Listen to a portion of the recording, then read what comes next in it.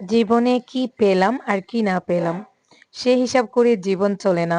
জীবনে সব সময় পাওয়ার হিসাবটা করতে হয়, তাহলে না পাওয়ার আক্ষেপটা মুছে যায়। এই যে আমাদের একটা আশ্রয় আছে, থাকার মতো একটা জায়গা আছে, ৩ বেলা খেতে পারছি, গায়ে পোশাক আছে, আমরা সুস্থ আছি, তার জন্যই সবসময় সৃষ্টিকর্তার কাছে কৃতজ্ঞতা প্রকাশ করা উচিত। এটা নেই, সেটা নেই, এটা পাইনি, ওটা পাইনি, আরো কত অভিযোগ, কত আফসোস। অথচ একবার পাওয়ার হিসাবটা করেন, দেখবেন আপনি না চাইতেও সৃষ্টিকর্তা আপনাকে কত কিছু দিয়েছেন। অন্যদের চেয়েও আপনাকে কত ভালো রেখেছেন। নিজের যা আছে তা নিয়ে সন্তুষ্ট হতে শিখুন। না পাওয়ার আক্ষেপ ছেড়ে দিয়ে যা পেয়েছেন তা নিয়ে আনন্দ করে বাঁচুন। জীবনটা তো খুব ছোট, তাই এত কিছু না ভেবে, এত চিন্তা না করে জীবনটাকে উপভোগ করুন। জীবনের ছোট ছোট খুশির মুহূর্তগুলোকে মূল্য দিন, দেখবেন জীবন আসলেই সুন্দর। আসসালামু আলাইকুম। আশা করি আপনারা সবাই ভালো আছেন। আমরাও ভালো আছি, আলহামদুলিল্লাহ। সুখ দুঃখের সংসারের আরো একটা নতুন ভিডিওতে আপনাদেরকে আরো একবার স্বাগত জানিয়ে আবারও আরেকটা নতুন ভিডিও শুরু করতে যাচ্ছি। আজকে দেখুন, বড় একটা জুতা পরে বড় একটা কোদাল নিয়ে চলে আসছি আমার সবজির বাগানে। বেশ কয়েকদিন থেকে হসপিটালে আর বাড়িতে দৌড়াদৌড়ি করতে করতে বাড়ির চারপাশটাও ঘুরে ফিরে দেখা হচ্ছে না। সবজি বাগানে কাজ করা তো দূরের কথা। তো আমার আলুর গাছগুলো দেখুন, মোটামুটি একটা বড় হয়ে গেছে। এই মুহূর্তে গাছগুলোর গোড়ায় একটু মাটি উঠিয়ে দিতে হবে। আর সাইড দিয়ে নালা কেটে দিতে হবে যাতে একটু পানি দেওয়া যায়। বাড়িতে একটা ভাঙ্গা গামলা ছিল। দেখুন, গামলাটা আমি ধনিয়ার বীজ লাগিয়েছিলাম। কি সুন্দরভাবে ধনিয়ার গাছগুলো হয়েছে, মাশাআল্লাহ, আলহামদুলিল্লাহ।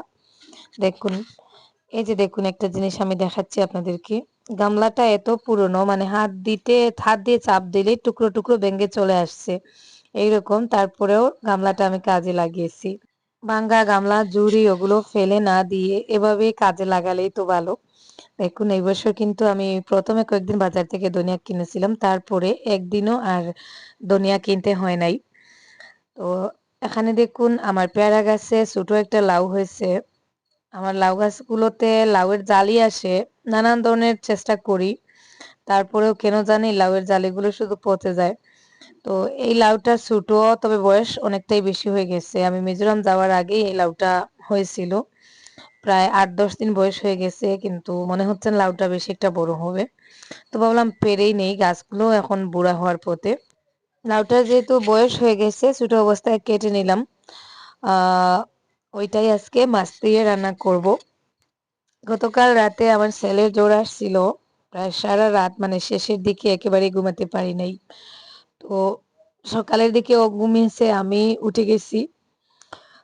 তো তারপরে ও একটু লেট করেই উঠছে। বিছানাটা ভাবছিলাম বিছানার চাদরটা চেঞ্জ করব, তো ওটাও করা হয় নাই।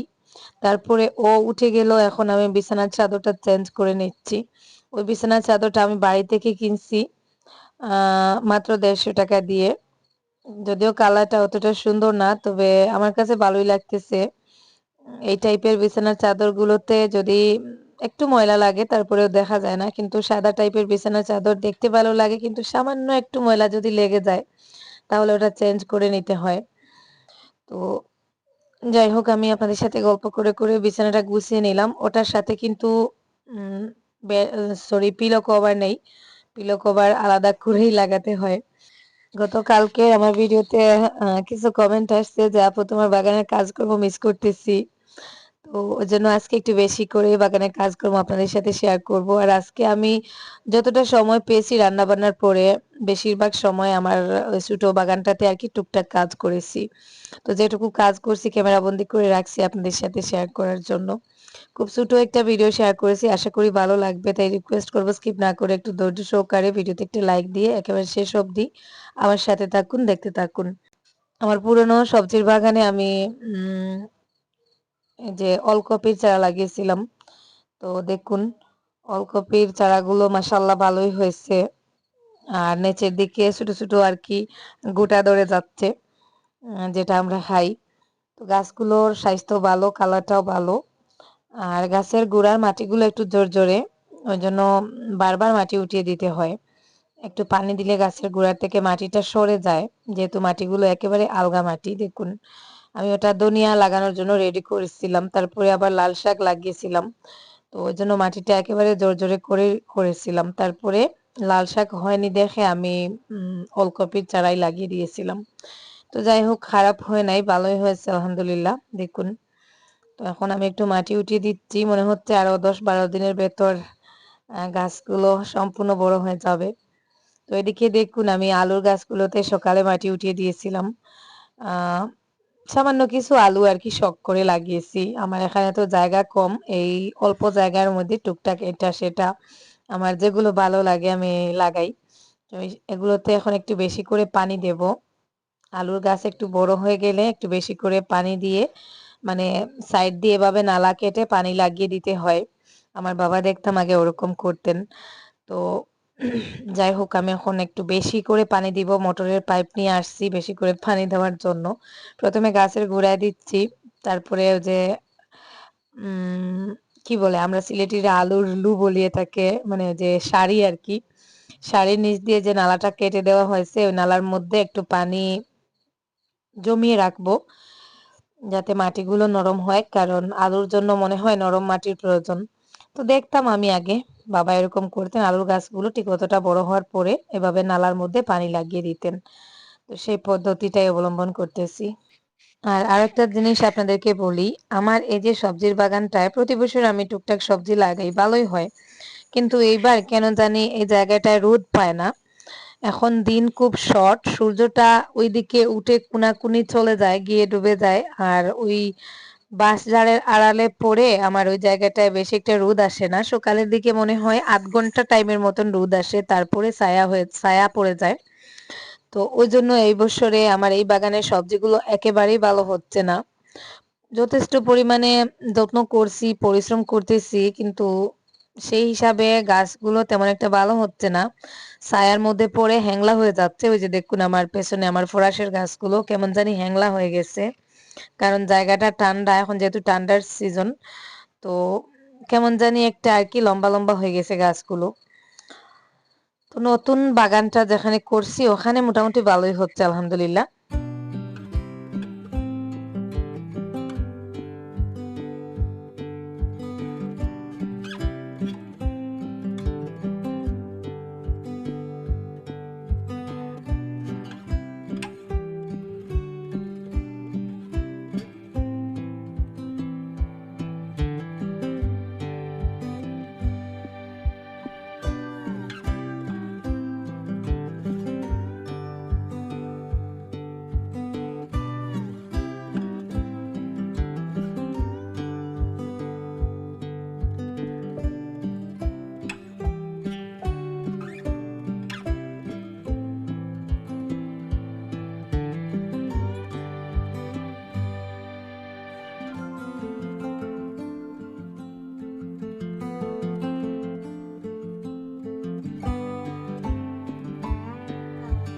যাই হোক, আজকের মতো আমার বাগানের কাজ শেষ। এখন আরো কয়েকটা টপিক আপনাদের সাথে শেয়ার করব।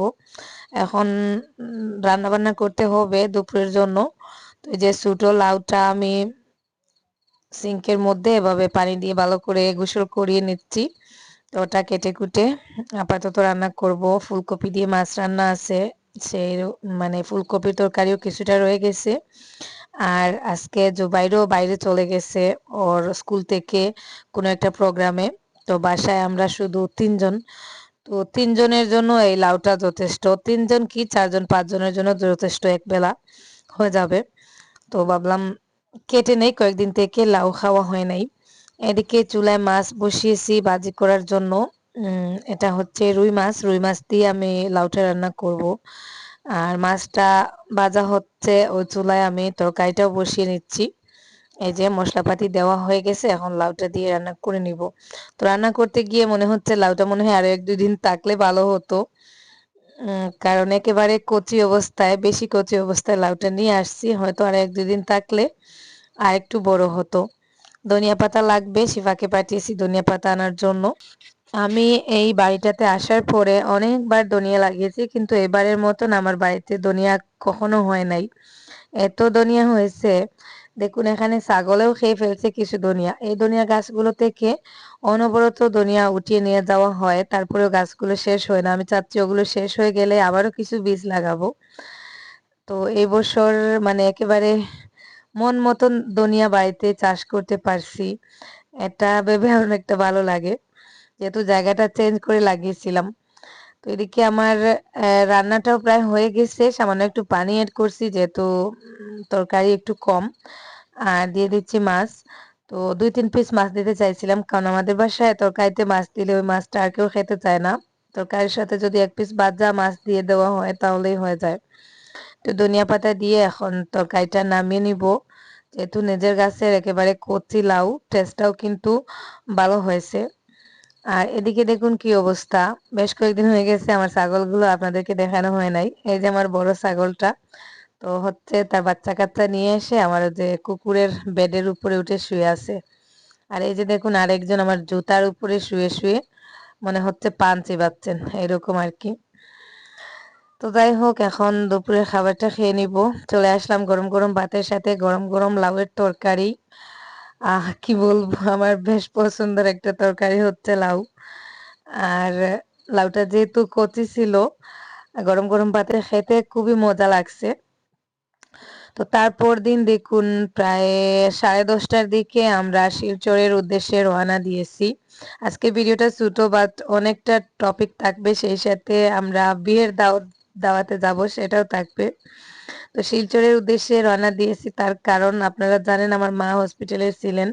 ৬ দিন হসপিটালে হয়ে গেছে, মানে ৬ দিনের দিন আর কি মাকে আজকে ডিসচার্জ দিয়ে বাসায় নিয়ে আসব। যদিও মা পুরোপুরি সুস্থ নয়। তারপরেও আমি গতকালকে আমার খালাকে বলছিলাম, যেহেতু আমার খালা বর্তমানে মায়ের ওখানে আছেন হসপিটালে। তো বলছিলাম ডাক্তারের সাথে একটু কথা বলতে, কারণ মা এখন আগের থেকে একটু ভালো, হাতে ধরে ধরে মানে হাঁটতে পারেন। আর হসপিটালে শুয়ে শুয়ে শুধু ওরা ওষুধ দিচ্ছে, আর একটা দিন পার হয়ে গেলে বিল বাড়তেছে, যেহেতু প্রাইভেট হসপিটাল। তো ডাক্তারের সাথে কথা বলে ডাক্তার বলছেন ঠিক আছে আজকে ঔষধপত্র দিয়ে ডিসচার্জ দিয়ে দিবেন, আর বাড়িতে এসে 10 দিনের মতন বেড রেস্টে থাকতে। তো যাই হোক, খুশি হলাম, ভাবলাম নিয়ে আসি। কয়েকদিন থেকে শিলচরে দৌড়াদৌড়ি করতে করতে আমার আর মানে আমি একেবারে হাঁপিয়ে উঠেছি, শরীরের অবস্থা একেবারে খারাপ।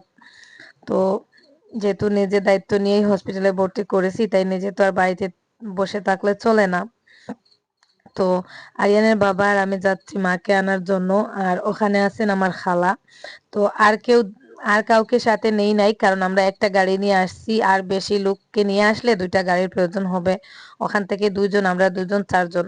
তো আর গাড়ি আনলে মানে যাওয়ার সময় যাওয়া যাবে না।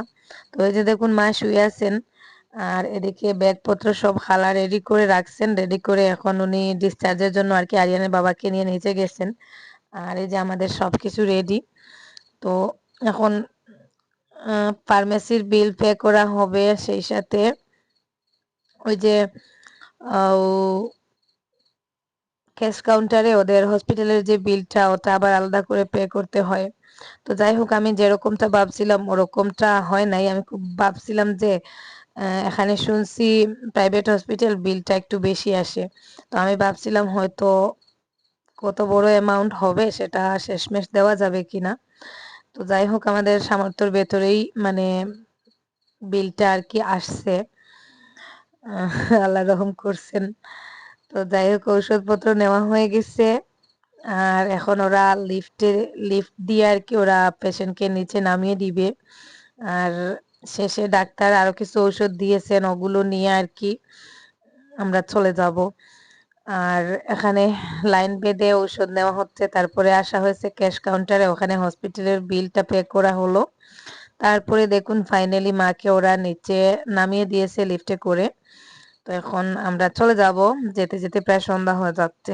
দেখুন মা মোটামুটি একটু কষ্ট করে বসছেন, এখনো ঠিকঠাক ভাবে বসতেও পারেন না। তবে ভাবলাম নিয়ে যাই, যেহেতু এখন আগের থেকে অনেকটা ভালো।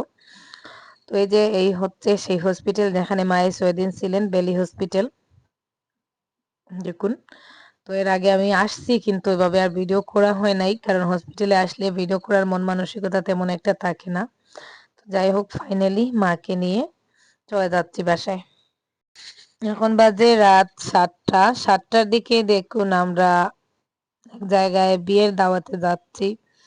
মানে বিয়েটা দিনের বেলায় হয়েছে, রাতে আমরা দাওয়াত পেয়েছি, মানে রাতের। তো আরিয়ান, আমি আর আরিয়ানের বাবা। তো তো এই যে দেখুন আরিয়ানকে চাইছিলাম বাড়িতে রেখে আসতে, আমাদের একজন স্কুল গার্জেন্স আর কি, উনার বাড়িতেই দাওয়াতে যাচ্ছি। তো ওই যে আমাদের বাড়ির লাইটের আলো দেখা যাচ্ছে, আর আমরা ওই বাড়ির নিচ থেকে আর কি, মানে আমাদের গ্রামেই বিয়েটা আর কি, এই আমাদের বাড়ি থেকে বেশি দূরে না, মাত্র 5-6 মিনিট সময় লাগে। তো ওই বাড়ির ভাবি কিছুদিন আগে আমাদের সাথে সাগরিকা রিসোর্টে গেছিলেন। তো ওনাদের সাথে আমাদের আর কি ভালো একটা সম্পর্ক আছে। তার উপরে আবার স্কুল গার্জেন্সও। উনি অনেক দিন থেকে যখনই আমাকে দেখেন মানে উনার বাসায় আসতে বলেন, কিন্তু আমি কখনো আসি নাই। আজকে প্রথমবার আসতেছি।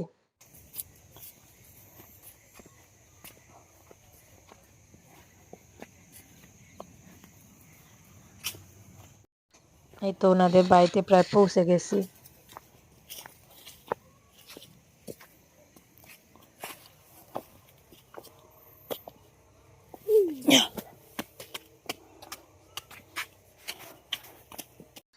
তো এখানে এসে আমাদের নাজেহাল অবস্থা, মানে একটার পর একটা খাবার দিচ্ছেন, আর নাস্তা একটার পর একটা নাস্তা, তারপরে আবার ভাত, মানে কি বলবো, বারণ করেও হচ্ছে না, একটার পর একটা এনে দিয়ে যাচ্ছেন। আর তারপরে দেখুন আবার ভাত রেডি করছেন, আমরা ভাত খেতে চাইছিলাম না, নাস্তাতেই পেট ভরে গেছে, তার উপরে আবার ভাবি জোর করতেছেন। তো যাই হোক এখন অল্প একটু একটু করে ভাত খাবো, খেয়ে চলে যাবো, অলরেডি রাত 9টা বেজে গেছে। আর বাসায় মাও আছেন, মা এখন মোটামুটি ভালো, আমার বোন আছে, শিফা আছে, ওরা আছেন, যাই হোক মাকে দেখবে। তো যাই হোক আজকের মতো এ পর্যন্ত, সবাই ভালো থাকুন, সুস্থ থাকুন, আল্লাহ হাফিজ, আসসালামু আলাইকুম।